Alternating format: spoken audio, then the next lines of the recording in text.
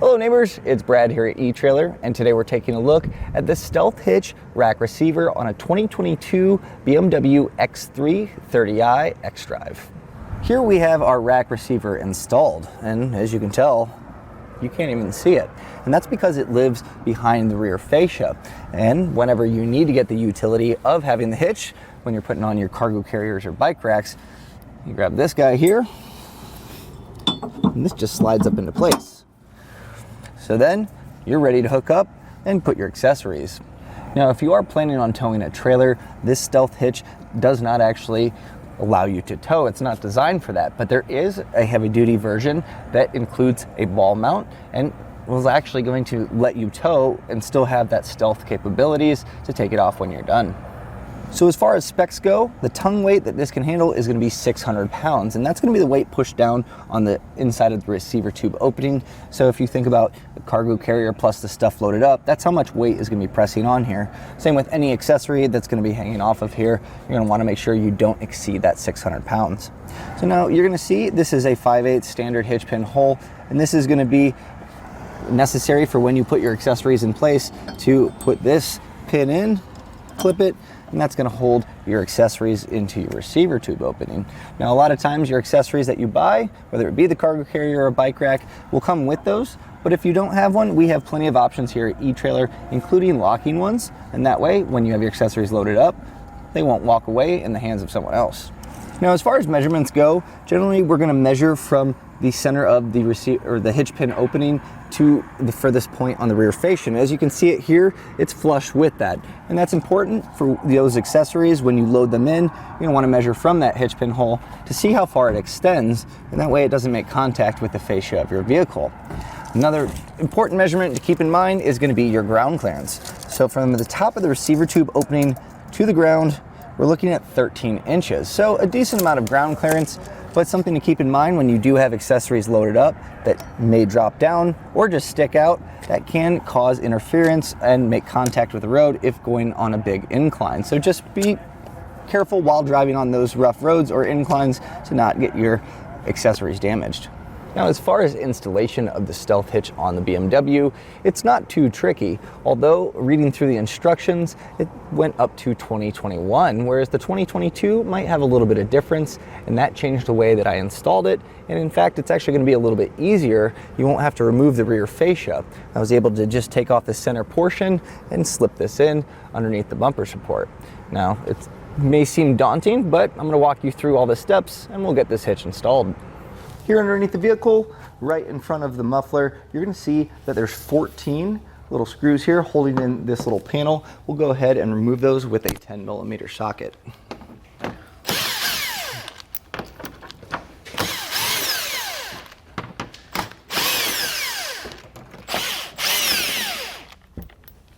So now you'll see these plastic push pins. There's going to be one on each side, and this is the outer part of the bumper. You can probably just take your fingernails here, pull that down, and this should come with it.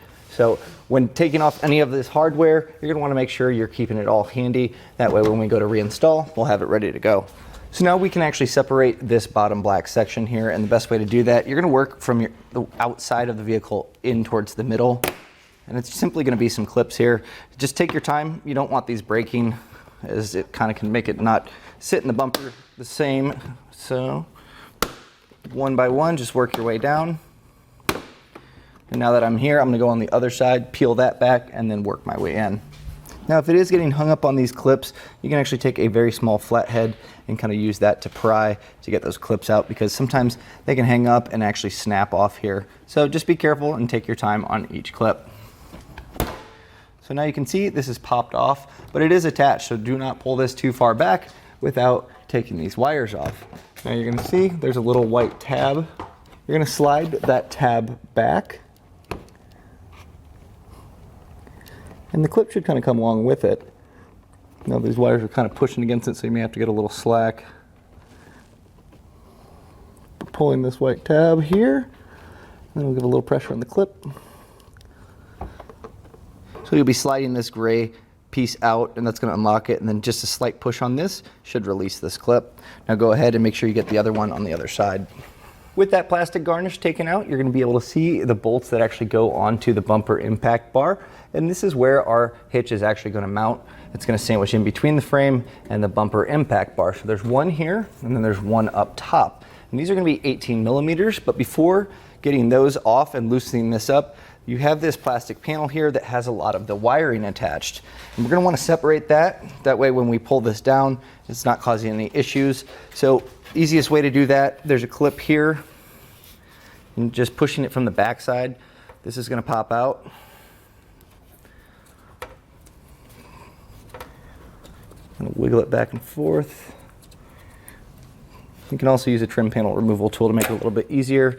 And then there's this metal little teeth here that bite onto there. And then it's going to go to this plug, which I'll go ahead, push this tab down and separate that. So now you can also see the 18 millimeter. There's one here and one up top. And to make it a little bit easier, I'm going to actually take this plastic panel off, and then there's going to be an access hole to get to that bottom one. So now you can go ahead and take these plastic push pins out and just kind of work your way down, making sure you get them all.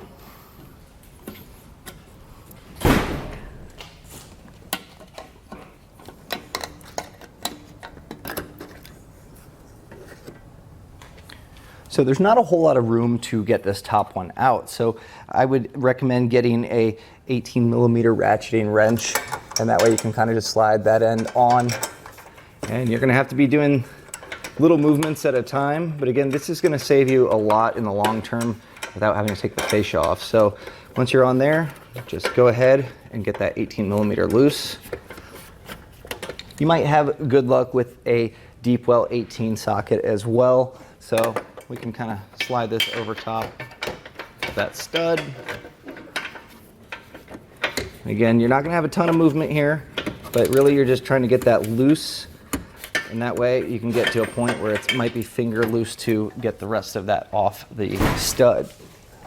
So now you're going to see you can access this 18 millimeter one pretty easily with a straight shot on an extension. So I've actually got the top one loose, and I still have it on some threads, and that way once this is all loose, it's not going to fall forward. I don't think it should, but just to be safe, it gives us a little extra added security.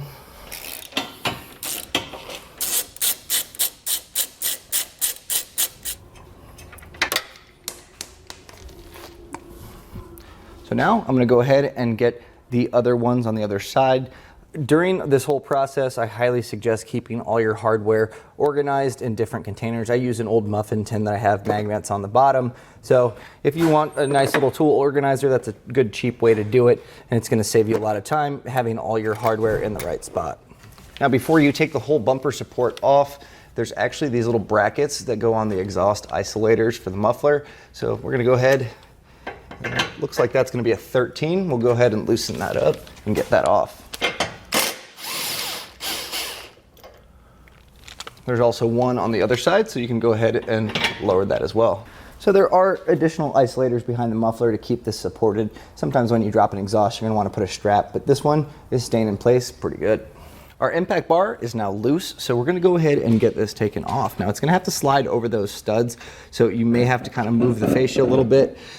So just be careful that you don't overbend it. You don't want any spider cracking or anything like that to happen. But once you get that top one off the stud, it's actually going to kind of drop down a little bit, so that's going to help. Just like that. And then get that bottom stud off.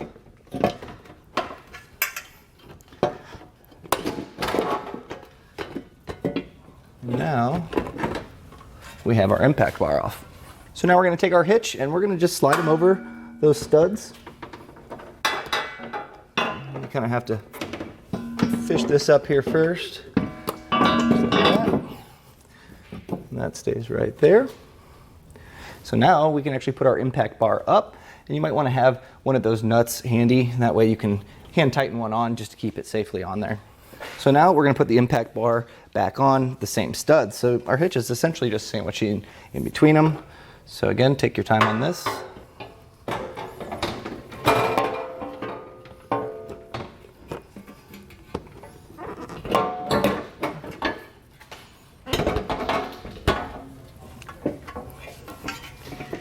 Getting a little hung up on the heat shield, but let's be patient here.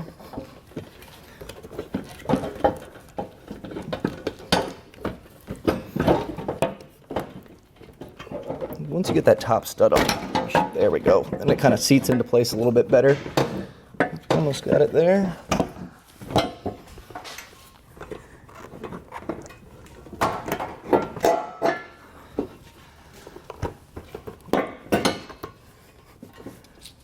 Okay, so now I'm just going to go ahead and hand tighten this top one on. Just get a few rotations there. Then I'm going to go ahead and do the same on the other side just to hold it in place. I have all 4 nuts hand tightened on back onto our bumper support with our hitch sandwiched between. Now I'm going to go ahead and tighten these down. And then I'm going to go back with the torque wrench and torque them down to the proper spec. And I've set my torque wrench to the manufacturer's specifications in the instruction.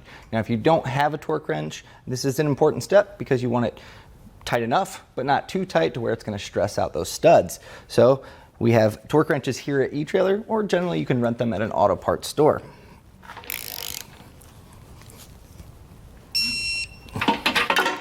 Now the top ones are going to be a little bit trickier, obviously, as they're hard to get to, but just take your time and you'll slowly get that torque setting.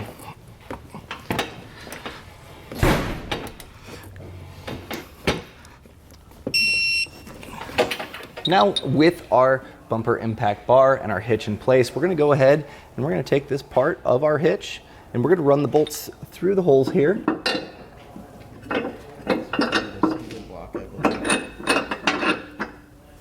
So now with these bolts kind of put in place, our receiver block is going to be safe to be there. We'll go ahead and grab the nuts and get these tightened down.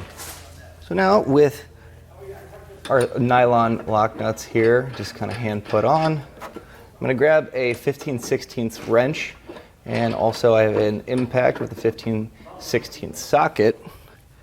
Put our wrench on the head of the bolt side, and then with our impact, we'll go ahead and just tighten on this other side.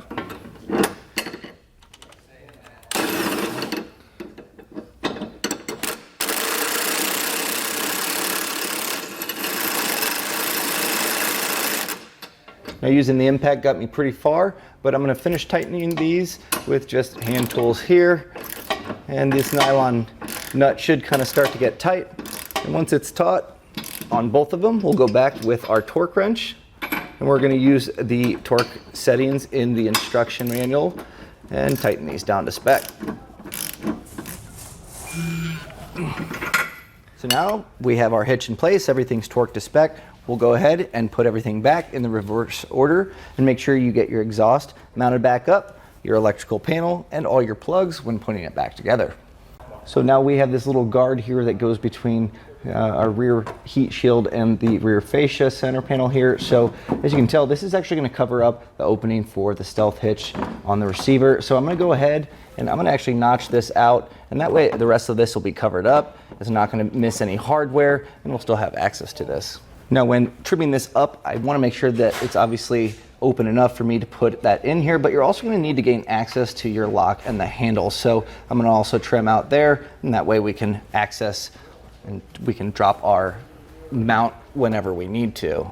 So kind of just giving myself some visual cues here. I'm going to just make some snips, and that's going to be wide enough for us to get our hands in there when we need to get the key in.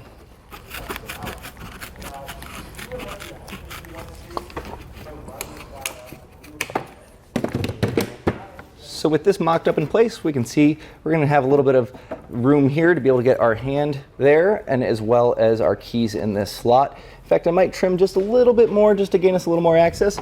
But other than that, we can take our screws that we had previously holding this up and go ahead and reinstall them.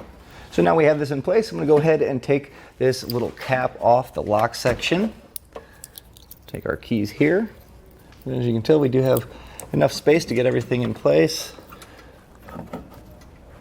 And let's get this key tumbler turning. We can just slide this in. And just like that, we're ready to go.